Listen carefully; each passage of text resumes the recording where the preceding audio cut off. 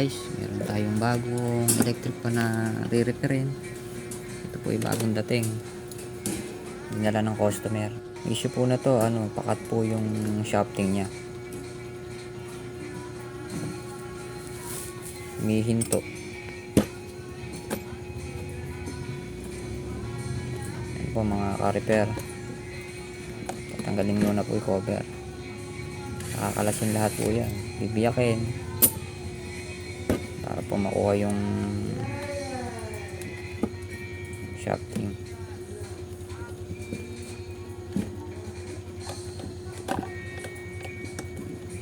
O, kalawangin po yan kaya po napakabilis matuyo ng langis, may gas-gas na po. Palitan na po ng bago. Capacitor, okay pa naman yung capacitor po na to, malakas pa naman, 1.5 UF. Ayan guys, simulan na natin biyakin.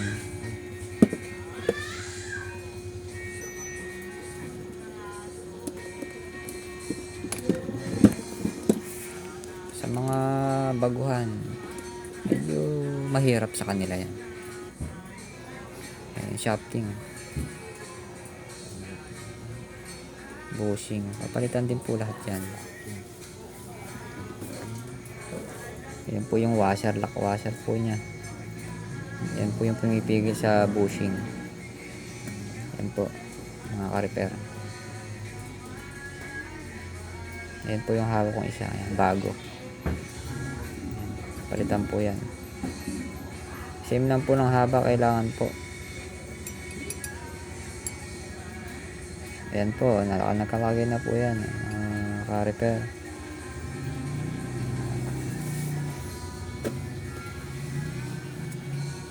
Kailangan po spacer. Kung ano po yung tinanggal nyo, yun din po yung ikakabit nyo ulit. Kung sira na po yung spacer, bushing, bago po, mga bushing kailangan yan. Oil comb, yan, washer, pinakalak nya, importante po yan. Dami po ang oil comb, order ko lang po yan sa mga online, Shopee or Lazada.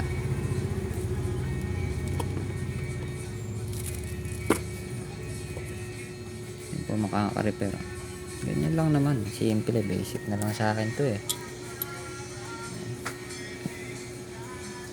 Importante po langis.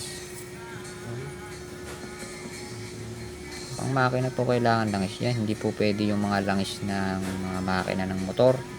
Yan, sa mga makina ng mga panahe, kailangan langis. Yan guys, yung washer na sinasabi ko, may biyak po yan. Kailangan po ginugupit para madali siyang ipasok, madaling ibalik sa kinalalagyan niya. Yan, kailangan may gunting kayo ng yero, matigas po yan bibiyakin niya yan. Ayan guys, babawasan yung konti para medyo may space. Yan guys, diba? Ganun lang,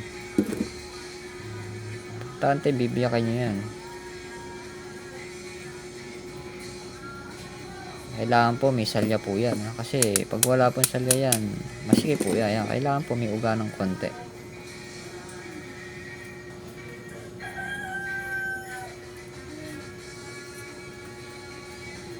Maka-repair, ganun lang. Sa mga mag-aaral maggumawa, ganun lang naman basta importante may kompleto kayo ng gamit, yung mga pamihit kayo, screw na matibay, maganda yung dulo, kayang pihitin yun. Minsan kasi yung iba napakahirap pihitin, kailangan pa ng impact.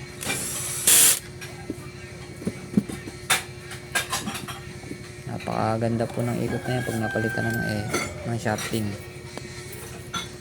Testing natin mga ka-repair. Ikot na po yan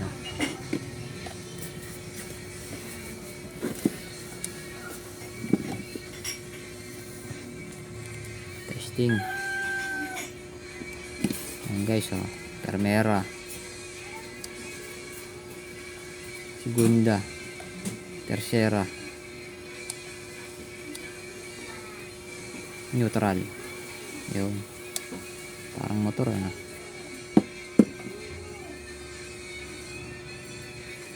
Mga kamaster yan.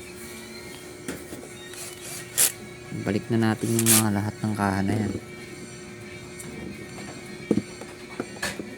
para po mai-deliver na po natin sa may-ari. Init na init na po yung may-ari na yan.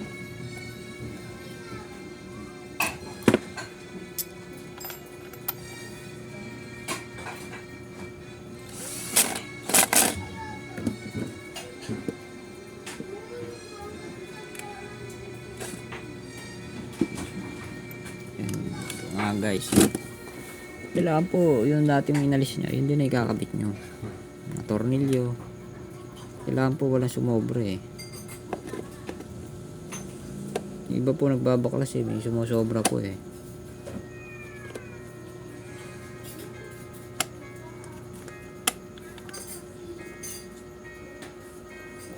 Ganda ikot ngayon yung mga master, parang bago uli yan.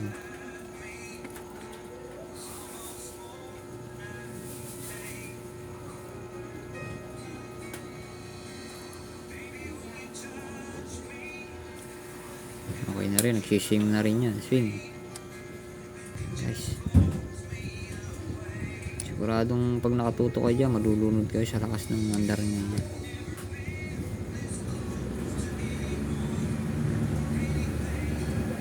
Bibili kayo ng electric fan, kilala talaga yung pangalan. Asahi, Hanabishi, standard, yung Camel yung ginawa ko na yan. Camel mga guys, makusay din yan.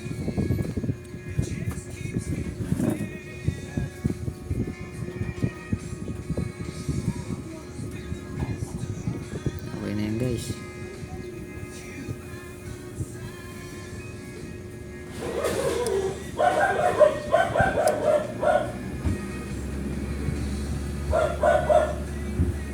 Tiyaga lang kayo guys kumuha, tututunan yan. Salamat guys, okay na.